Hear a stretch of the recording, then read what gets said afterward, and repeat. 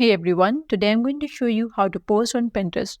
Make sure to stick around till the very end to learn each step and start sharing your own pins and ideas with the Pinterest community. Let's get started. First, open the Pinterest app on your mobile device and log into your account if you have not already. Now look for the create icon at the bottom of your screen and click on it.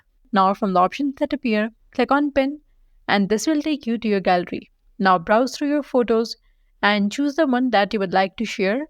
And once you have made your selection, click on next in the top right corner. Now it's time to add some details. Start by entering a catchy title for your pin. Then write a brief description to give viewers an idea of what your pin is about. If you have a link that directs to more information or content, then add that here as well. Next, what you have to do is choose a board where you would like to save your pin.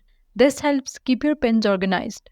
And before you finish, don't forget to add tag topics that relate to your pin. Now, this helps others to discover your content more easily. And once you have filled in all the necessary information, click on Create to publish your pin. That's all for today's video. Leave a comment and let us know if this is helpful. Thanks for watching.